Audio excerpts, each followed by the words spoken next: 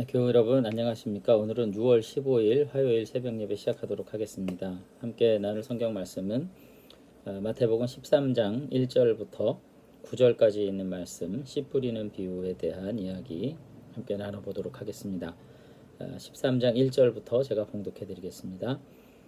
그날 예수께서 집에서 나아가사 바닷가에 앉으심에 큰 무리가 그에게로 모여들거늘 예수께서 배에 올라 앉으시고 온 무리는 해변에 서 있더니 예수께서 비유로 여러 가지를 그들에게 말씀하여 이르시되 씨를 뿌리는 자가 뿌리러 나가서 뿌릴새 더러는 길가에 떨어짐에 새들이 와서 먹어버렸고 더러는 흙이 얕은 돌밭에 떨어짐에 흙이 깊지 아니하므로 곧 싹이 나오나 해가 돋은 후 타서 뿌리가 없어짐으로 말랐고 더러는 가시떨기 위에 떨어짐에 가시가 자라서 기운을 막았고 더러는 좋은 땅에 떨어짐에 어떤 것은 100배 어떤 것은 60배 어떤 것은 30배의 결실을 하였느니라. 귀 있는 자는 들으라 하시니라. 아멘.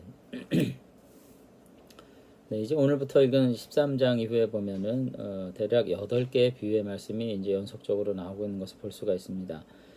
계속해서 말씀드리지만 이 씨 뿌리는 비유도 사실은 11, 12장에 나타난 이 바리새인들과 백성의 지도자들이 예수님을 거절한 사건들, 예수님의 말씀을 영접하지 않는 이와 같은 반응에 대해서 다시 한번 새로운 비유로 권면하시는 내용이라고 우리가 생각하면 될 것 같습니다. 근데 이제 뭐 다른 비유보다도 중요한 거는 오늘 13장의 씨 뿌리는 자의 비유는 그 해설이 별도로 제공되고 있어요. 그러니까 마태복음을 봐도 그렇고 다른 뭐 마가복음에도 그렇고 우리가 비유를 볼 때 결정적으로 그 비유에 대한 이와 같은 자세한 해설이 달린 것이 많지 않습니다. 그런데 오늘 13장에 나오는 비유는 별도의 해석을 마태를 통해서 이게 이제 제공되면서 다른 비유들도 어떻게 해석해야 될지에 대한 기본적인 해석의 키가 되는 그런 핵심적인 이제 본문이 되겠습니다. 비유의 전반적인 내용은 뭐냐면 예수님이 사역하시는 가운데 하나님 나라의 복음이 때로는 어떤 굉장히 긍정적인 반응 그리고 긍정적인 환영을 받기도 하지만 어떤 경우에는 단벌이 거절을 당하거나 환영받지 못하고 배척당하는 등 다양한 일들을 경험들을 이제 예수님께서 하신 거죠. 그런 가운데 과연 이 하나님 나라의 복음 선포에 대한 사람들의 부정적인 반응의 이유가 뭐고 또 그와 같은 반응을 접했을 때 제자들은 어떻게 격려받아야 하는가 하는 것에 대해서 오늘 말씀을 하시는 거죠. 그러면 이제 정리를 좀 해본다면은 결국은 씨를 뿌리는 이유는 이제 열매를 얻기 위한 거잖아요. 근데 이제 결실하지 못하는 이유가 다양하다는 겁니다.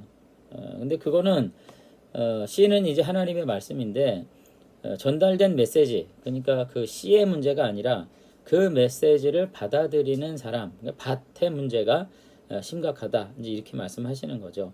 그래서 이제 첫 번째 이제 4절을 보면은 이렇게 돼 있습니다. 뿌릴새 더러는 길가에 떨어지며 새들이 와서 먹어버렸고 이렇게 얘기하시는데 이 본문에 대한 해석인 19절을 보면 이렇게 되어 있습니다. 아무나 천국 말씀을 듣고 깨닫지 못할 때에는 악한 자가 와서 그 마음에 뿌려진 것을 빼앗나니 이는 곧 길가에 뿌려진 자요. 이렇게 이제 해석을 했거든요. 해석을 그대로 다 이어서 우리가 살펴볼 때 하나님의 말씀을 받고 나서도 열매를 맺지 못하는 이유는 뭐냐? 그것은 외부에서부터 오는 어떤 압박, 시련과 같은 것을 견뎌내지 못했기 때문인 것입니다. 그러니까 어떤 사람들은 말씀을 듣기는 듣는데 의미 있게 마음으로 받지 않는 거죠. 그리고 그 의미를 깨닫는다 할지라도 전혀 관심을 기울이지 않고 그 말씀에 순종하려는 의지를 갖지 않고 있기 때문에 결국은 열매 맺을 수 없다. 이제 그런 자들은 열매 맺지 못한 것이다. 오늘 그렇게 이제 말씀을 하고 계십니다. 그리고 이제 5절 6절에 보면은 돌밭에 뿌려진 씨에 대한 비유가 있어요. 그것도 역시 20절 이하에 이제 해설이 달려 있는데 이건 그렇습니다. 어떤 사람들은 말씀을 처음 들을 때 그것을 마음으로 즉시 기뻐하기는 해요. 그러나 그 기쁨이 자신의 환경의 문제를 넘어서지 못하는 연약한 의지를 가지고 있을 때는 어떤 효력을 발휘할 수 없다는 거예요. 말씀을 잠시 기쁘게 받고 그것으로 인해서 내가 감사하는 마음이 있었지만은 그에게 어떤 환란이나 박해나 환경에 어떤 시련이 오게 되면 곧 걸려 넘어지고 말고 그 말씀을 실현하는 일에 성공하지 못한다. 오늘 그렇게 말씀을 하시는 거죠. 그리고 세 번째로 이제 7절에 보면은 합니다. 더러는 가시떨기 위에 떨어짐에 가시가 자라서 기운을 막았다. 이렇게 얘기했는데 여기서는 이제 말씀을 받았지만은 역시 마음으로 받아들였습니다만 세상의 염려와 재물의 속임수에 22절에 나오는데 그 마음이 억눌려서 열매를 맺지 못한다. 이렇게 이제 말씀하시는 거죠. 그러니까 결국은 말씀에 대한 이해가 없을 때, 그리고 어떤 환경에 문제가 있을 때, 박해가 있을 때, 그리고 세상의 재물과 어떤 이해관계 속에서 내가 하나님의 말씀을 순종함으로 그 모든 이해관계를 넘어서지 못할 때, 뭐 이럴 때 이제 열매 맺지 못한다. 이제 그런 말씀을 이제 하시면서 총평을 하시는 거예요. 예수님의 말씀에 대한 어떤 이해가 없고 순종하지 못하는 자들의 전체적인 어떤 상태를. 그러나 이제 중요한 거는 8절 말씀이죠. 8절 말씀. 놀라운 거는 어떤 이들이 열매를 도대체 맺지 못하느냐 하는 것에 문제가 있는 것이 아니라 도리어 이와 같은 상황에도 불구하고 어떤 자들은 열매를 맺는다는 사실이 오늘 예수님께서 하시고자 하는 말씀의 중요한 의도죠. 그 결실의 결과가 놀라운데 때로는 100배, 60배, 30배의 결실을 맺는다. 이렇게 말씀을 하십니다. 8절이죠. 더러는 좋은 땅에 떨어짐에 어떤 것은 100배, 어떤 것은 60배, 어떤 것은 30배의 결실을 하였느니라. 이렇게 말씀하시는데 이것은 결국은 어떤 거예요? 하나님의 말씀을 믿음으로 받아가지고 깨닫는 자. 23절에 보면은 좋은 땅에 뿌려졌다는 것은 말씀을 듣고 깨닫는 자니 결실하여 어떤 것은 100배, 어떤 것은 60배, 어떤 것은 30배가 되느니라. 이렇게 말씀을 이제 하셨습니다. 그런 점에서 우리 모두는 이 말씀에 대한 깨달음 속에서 환경과 내적 욕망의 모든 유혹을 이기는 자들이 되는 것, 이것이야말로 예수님의 참다운 가족으로서 합당한 태도라고 오늘 결론을 이제 내릴 수 있을 것 같습니다. 이런 점에서 이제 오늘 말씀은 제자들에게 또 격려가 되기도 하는데 예수님에 대해서 이렇게 악한 반응을 보였던 유대 지도자들과 백성들이 과연 제자들에게는 어떻겠어요? 더욱 더 예수님의 행했던 것보다 더 거친 그리고 불편부당한 태도를 보이지 않았겠습니까? 근데 이와 같은 제자들의 선교적 사역에 대해서 이제 격려가 되는 거죠.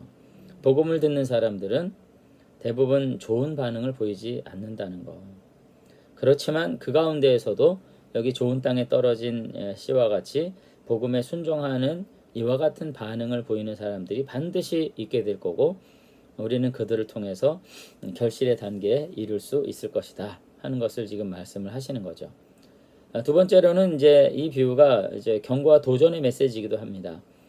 우리가 하나님의 나라에서 열매를 맺는 진정한 제자가 되고자 한다면 단지 처음에 말씀을 받았을 때 어떤 긍정적인 반응을 하는 것만으로는 부족하다는 겁니다. 마음으로 잠시 기뻐한다든지 잠시 뭐 받아 누린다든지 하는 것만으로 끝이지 않고 여러 가지 유혹과 환경의 어려움들을 딛고 일어서서 온전히 순종하게 될 때 정말로 열매 맺는 백성들이 되는 것이고 그 열매를 통해서 우리는 진정한 제자라고 하는 것을 증언할 수 있다. 오늘 그렇게 이야기를 하고 계신 거죠. 그러면서 예수님께서는 오늘 우리들에게 나는 정말 진정한 하나님의 자녀인가 하는 것을 점검해보라고 요청하고 있습니다.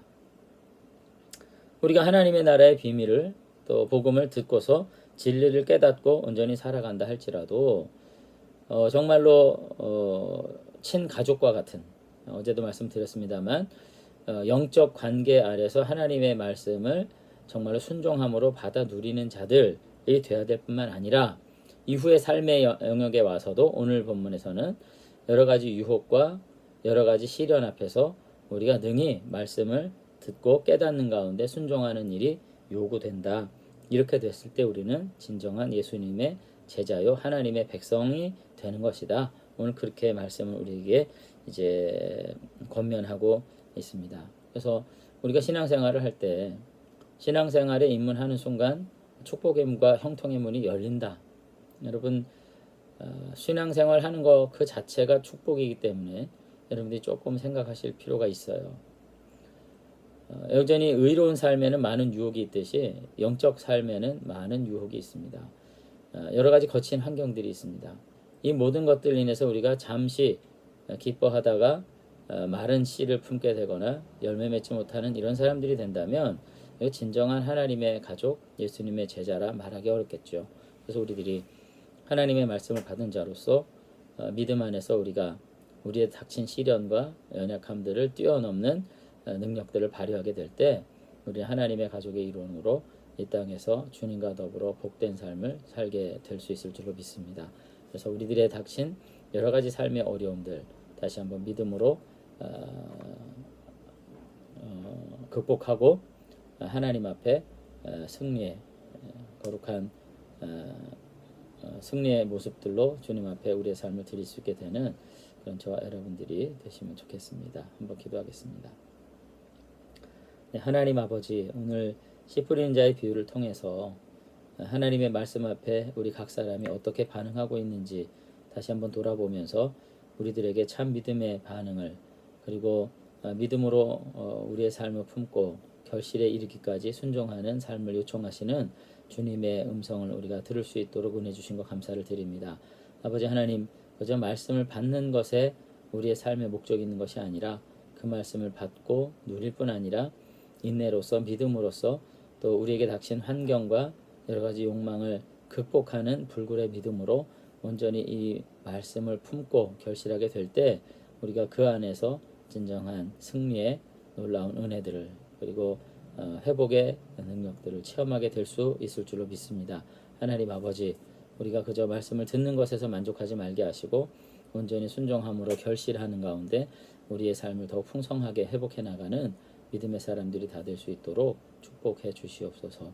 오늘 하루도 다시 한번 이 말씀 안에서 우리의 삶이 꽃피게 되기를 소망하며 예수님 이름으로 기도드리옵나이다. 아멘. 네, 무더운 날씨에도 오늘 이렇게 함께 해주신 거 감사드리고요.